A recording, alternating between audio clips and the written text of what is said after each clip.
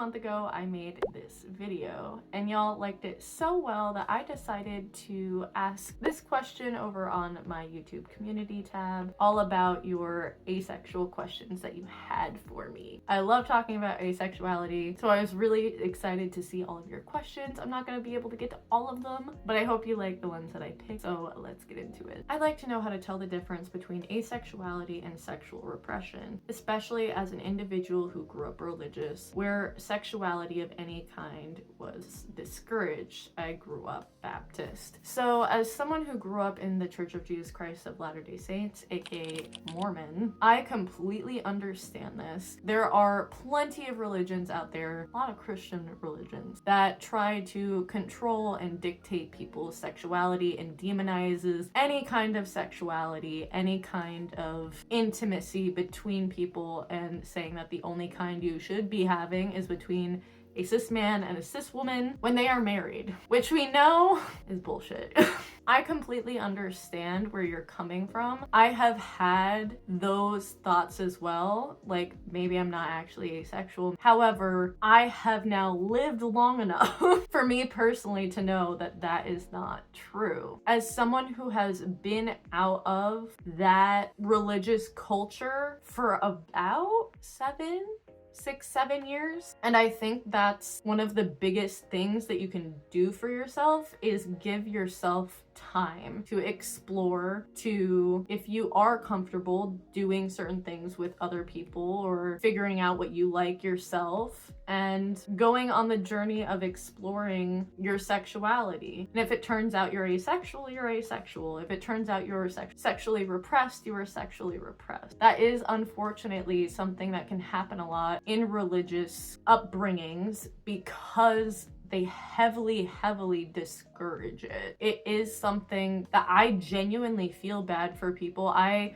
have heard so many stories of Mormons having panic attacks or not doing anything with their spouses even after they were married because they were so shamed from birth to not do anything, even though they are heterosexual people and want to do those things. It's really unfortunate that that is placed upon people who otherwise would be more accepting of their own sexualities. Like I said, it's something that is worthy of exploration. If you turn out to be ace, God bless. If you turn out not to be ace, God bless. It genuinely just takes time realizing, hey, am I actually not feeling sexual attraction because I don't have sexual attraction, or is it because I feel shame about it? And honestly, it could potentially be both. You could be an asexual who's feeling shame about not feeling sexual attraction. It's a little bit harder to figure out, I think, when you think about it in religious terms, or if you have that shame of like purity culture like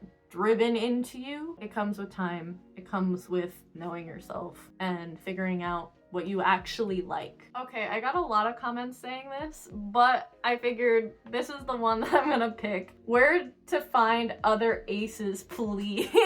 I love the comment under it. It literally goes, get 4 of us together and we can make a deck of cards. I have had the pleasure of having one really good IRL ace friendship, and then a show that I did about 2 or 3 years ago. There were a couple people in the cast that were ace, and it was absolutely lovely to meet in the wild ace people again as an adult. It's so random, and a lot of people, unfortunately, who are ace don't really come out IRL because they don't think it's necessary or it's not a big deal or whatever the case. Obviously, you do not have to come out if you do not want to come out. If you are looking to find or meet other asexual people, looking for a local LGBTQIA+ group, especially in the United States, a lot of cities, bigger cities, tend to have groups. You can check them out and see if they have any ace meetups or ace groups that you could potentially attend. I know I have been throwing around the idea for like a year that I want to make an app for ace and aro folks to meet and build community and friendships or QPRs or date. And honestly, if you want to see that, please let me know in the comments down below, because I do see this a lot about asexual people wanting to find other people who are also asexual. We are a small minority of the population. However, we are a great community. As an asexual person who has only met literally a handful of other aces, IRL, I get it. But it's also nice to be around people who have your experiences. So definitely check out local LGBT groups. There are also Discords, I'm pretty sure, you can follow. There's also asexual Reddit subreddits that you can follow. Putting yourself out there, which I know is very hard to do, and actually meet people online. But if they happen to be in your area and you jive, you can meet up. Yeah, it's really hard. It's something that even I struggle with. I'm pretty introverted, so the idea of like meeting people kind of scares me. But if anyone else has any other advice on how to find asexual people IRL, comment below, because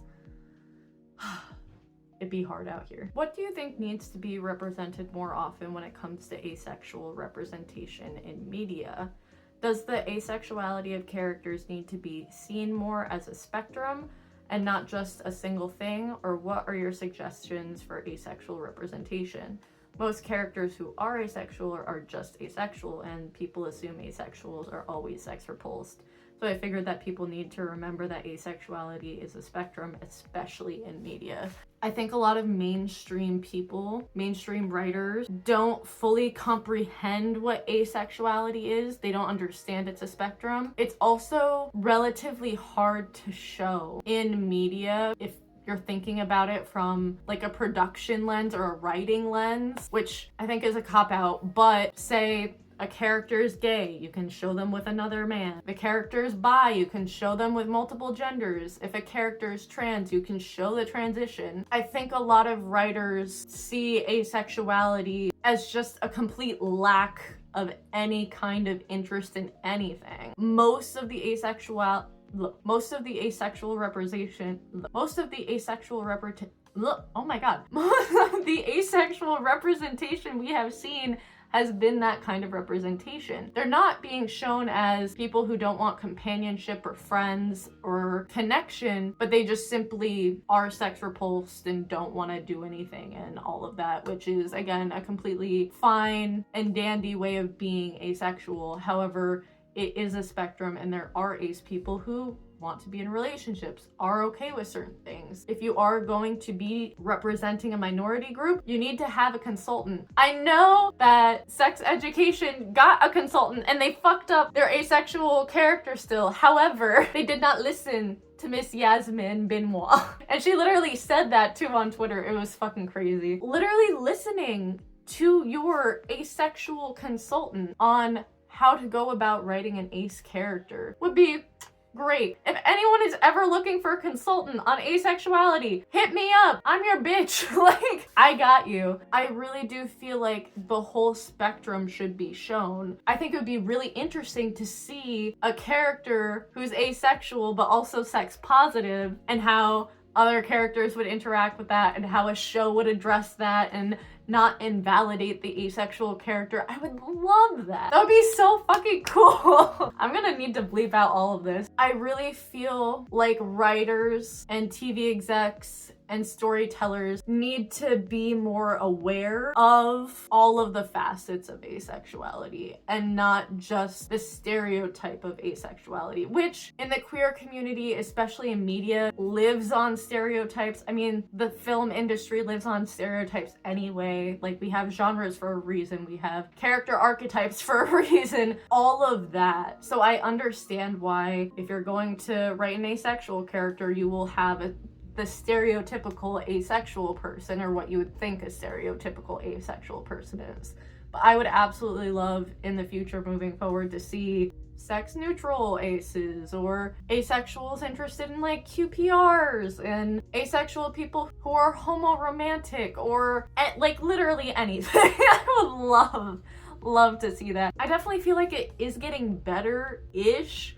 The best asexual representation I can think of will always be, for right now, will be Todd Sanchez from BoJack Horseman. I love that show. And as soon as that man said, I'm asexual, on TV. Yo, I freaked out. I remember watching that and I was like, I'm tired. It was so good. And then hopefully the next season of Heartstopper, we'll get to see a little bit more of Isaac's journey. I know there's another Ace story, but it's like Heartbreak High, I think. Someone correct me in the comments below. But I also think that it's interesting that those 3 stories are of male characters, because a lot of stereotypes that IRL is that, oh, asexual people are only like women and like non-binary and trans people. But I love to see asexual people of all genders. So yeah, I just think we need more ace people writing as well. So that'll be really interesting for me to see moving forward in the future. I personally definitely have been thinking about writing and getting back into acting and that kind of stuff. One of the characters that I'm thinking of that I would play, it's a little bit of like a self-insert, but they would be somewhere on the asexual spectrum. So yeah, I think just having ace people make stories would be amazing. Hopefully we'll see that more in the future. Thank you all so much for watching. Let me know in the comments down below what other asexual questions you have for me. Let me know if you want to see a part 2 to this. I know this was a pretty short video. I'm a little tired today. Also, be sure to check out my Patreon. That is the best way to support me. Ya bitch is trying to be a full-time content creator, so please check that out. And also don't forget to subscribe. It's like 80% of you that watch my videos don't subscribe, so please do. Thank you all again, and I'll see you in the next video. Bye.